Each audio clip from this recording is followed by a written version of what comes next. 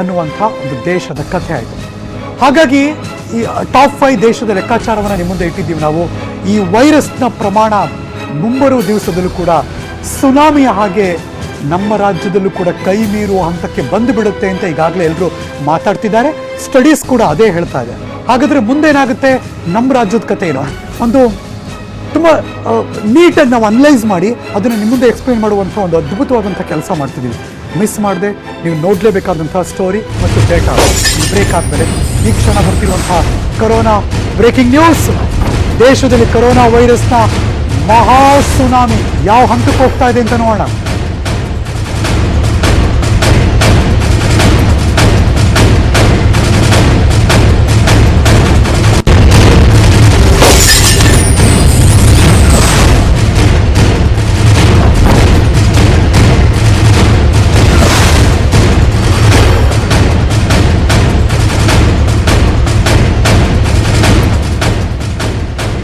ಈ ಕ್ಷಣ ನೀವು ನೋಡ್ತಿರುವಂತಹ ಬ್ರೇಕಿಂಗ್ ನ್ಯೂಸ್.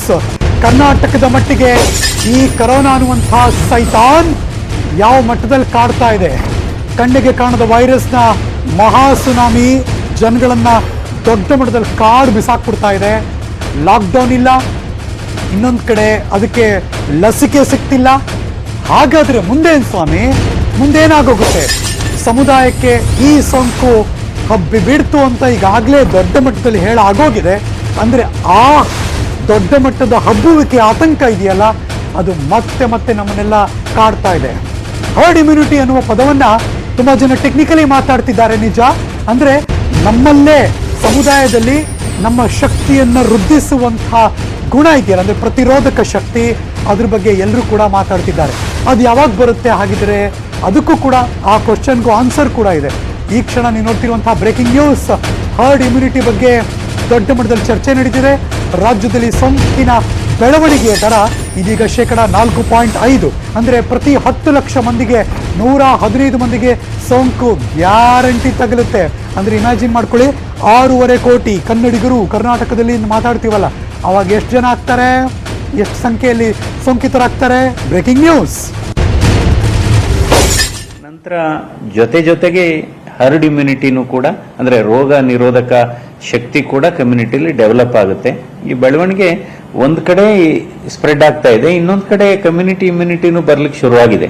ಸೊ ಅದು ನಮ್ಮ ICMR ಸರ್ವೆನಲ್ಲೂ ಹೇಳಿದೆ, ನಮ್ಮ ಜಯದೇವ ಸರ್ವೆನಲ್ಲೂ ಹೇಳಿದೆ. ಸೊ ಅದರಿಂದ ಈ ಮುನ್ನೆಚ್ಚರಿಕೆ ಕ್ರಮಗಳನ್ನ ನಾವು ಸರಾಸಟ್ಟಾಗಿ ಬಹಳ ಇದು ಹೈ ಇಂಟೆನ್ಸಿಟಿ ಆಗಿ ಸೆನ್ಸಿಬಲ್ ಆಗಿ ನಾವು ಪ್ರತಿಯೊಬ್ಬರೂ ಪ್ರಾಕ್ಟೀಸ್ ಮಾಡಬೇಕು. ಪರ್ಟಿಕ್ಯುಲರ್ಲಿ ಮಾಸ್ಕ್ ಧರಿಸೋದು ಬಹಳ ಮುಖ್ಯ.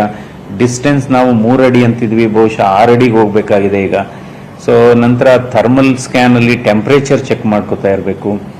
ಕೆಮ್ಮು, ಜ್ವರ, ಗಂಟ್ಲು ನೋವು, ಮೈಕೈ ನೋವು, ತಲೆನೋವು ಇದ್ದಂಥವ್ರು, ಅಯ್ಯೋ ಇದು ಮಾಮೂಲಿ, ನನಗೆ ಹಿಂದೆನೂ ಬರ್ತಾ ಇತ್ತು, 2-3 ವರ್ಷದಿಂದನೂ ಈ ರೀತಿ ಬರ್ತಾ ಇತ್ತು ಅಂತ ಇಗ್ನೋರ್ ಮಾಡಬಾರ್ದು.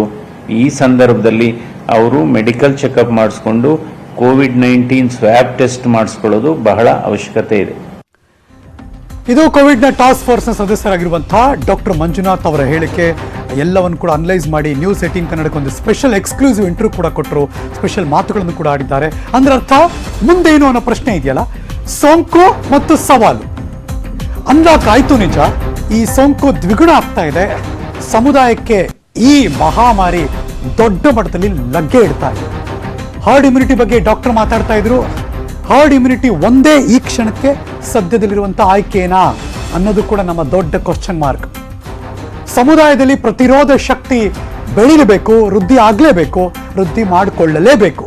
ಹರ್ಡ್ ಇಮ್ಯುನಿಟಿ ಮೂಲಕ ವೈರಸ್ಗೆ ಬ್ರೇಕ್ ಹಾಕೋದು ಒಂದೇ ಈ ಕ್ಷಣಕ್ಕಿರುವಂಥ ಸೊಲ್ಯೂಷನ್ ಇದು. ಮತ್ತೊಮ್ಮೆ ಇಡೀ ದೇಶ ಲಾಕ್ಡೌನ್ ಮಾಡೋದು ಬಹಳ ಕಷ್ಟ. ಕೇವಲ ಜಿಲ್ಲೆ ಏರಿಯಾಗಳನ್ನು ಲಾಕ್ಡೌನ್ ಮಾಡ್ಬೋದು. ಈಗಾಗಲೇ ಸರ್ಕಾರ ಅದಕ್ಕೆ ಕ್ಲಾರಿಫಿಕೇಶನ್ ಕೂಡ ಕೊಡ್ತಿದ್ದಾರೆ.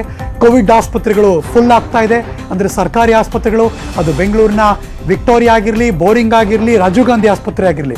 ಇನ್ನು ಖಾಸಗಿ ಆಸ್ಪತ್ರೆಗಳ ಕಡೆ ಮುಖ ಮಾಡ್ತಿದ್ದಾರೆ. ಕರ್ನಾಟಕದ 510 ಖಾಸಗಿ ಆಸ್ಪತ್ರೆಗಳು, ಬೆಂಗಳೂರಿನ 50ಕ್ಕೂ ಹೆಚ್ಚು ಖಾಸಗಿ ಆಸ್ಪತ್ರೆಗಳು. ಈ ಖಾಸಗಿ ಆಸ್ಪತ್ರೆಗಳಲ್ಲಿ ಚಿಕಿತ್ಸೆಯ ಗೊಂದಲ ಕೂಡ ಇದೆ. ನ್ಯೂಸ್ 18 ಕನ್ನಡದ ನನ್ನ ಕೊಲೀಗ್ಸ್ ಸುಮ್ಮನೆ ಚೆಕ್ ಮಾಡೋಂಥ ರಿಯಾಲಿಟಿ ಚೆಕ್ಗಳು ಕೂಡ ನಾವು ತುಂಬ ಮಾಡಿದ್ದೀವಿ. ಅದೆಲ್ಲವನ್ನು ಕೂಡ ಆನ್ ಏರ್ ತೋರಿಸಿದ್ದೀವಿ. ಜನರಿಗೆ ಮತ್ತು ಸರ್ಕಾರವನ್ನು ನಾವು ಕೂಡ ಎಚ್ಚರಿಸಿದ್ದೀವಿ. ಹಲವಾರು ಬಾರಿ ಸರ್ಕಾರ ಅದನ್ನು ನೋಡಿ ಕೂಡ ಕ್ರಮ ತೆಗೆದುಕೊಳ್ತಾ ಇದೆ. ಜನರಿಗೆ ಆತಂಕದ ನಡುವೆ ಜೀವನ ಕೂಡ ಬಹಳ ಮುಖ್ಯ. ಜೀವನ ರೂಪಿಸ್ಕೊಳ್ಳೋದು ಜನಕ್ಕೆ ಈಗಿರುವಂತಹ ದೊಡ್ಡ ಮಟ್ಟದ ಟಾಸ್ಕ್. ಇನ್ನು ಸಮುದಾಯದಲ್ಲಿ ಸವಾಲು ಕೂಡ ಇದ್ದೇ ಇದೆ. ಅಂತರ ಅರಿವಿಲ್ಲದಿರೋದು ದೊಡ್ಡ ಮಟ್ಟದಲ್ಲಿದೆ. ಸುಮ್ಮನೆ ಎಲ್ಲ ಆರಾಮಾಗಿ ಓಡಾಡ್ಕೊಂಡ್ಬಿಟ್ಟಿದ್ದಾರೆ. ಅಂತರ ಕಾಪಾಡಿ ಅಂತೆ 3 ಅಡಿ ಅಂತೀವಲ್ಲ, ಡಾಕ್ಟರ್ ಹೇಳ್ತಿದ್ರು 3 ಅಡಿ ಎಲ್ಲ ಡಬಲ್ ಆಗ್ಬೇಕದು ಅಂತ. ಅದು ತುಂಬಾ ಕಾನ್ಶಿಯಸ್ ಆಗಿ ಪ್ರಜ್ಞಾಪೂರ್ವಕವಾಗಿ ಡಿಸ್ಟೆನ್ಸ್ ಬೇಕೇ ಬೇಕು ಅಂತ ಅನ್ಕೋಬೇಕು. ಮಾಸ್ಕ್ ತೆಗೆದು ಆರಾಮಾಗಿ ಮಾತಾಡ್ತಿದ್ದಾರೆ ತುಂಬಾ ಜನ. ಅದು ಮಾಡಬಾರ್ದು. ಯಾರು ಎಲ್ಲೇ ಮಾತಾಡ್ಲಿ, ಅದು ಗಂಡ ಹೆಂಡತಿ ಮಾತಾಡಿದ್ರು ಅಷ್ಟೇ, ಮಕ್ಕಳು ಅಪ್ಪನ ಜೊತೆ ಅಮ್ಮನ ಜೊತೆ ಮಾತಾಡಿದ್ರು ಅಷ್ಟೇ, ಇನ್ನು ದೊಡ್ಡವ್ರ ಚಿಕ್ಕವ್ರ ಜೊತೆ ಮಾತಾಡಿದ್ರು ಅಷ್ಟೇ, ಮಾಸ್ಕ್ ಇರಲೇಬೇಕು, ಕಂಪಲ್ಸರಿ.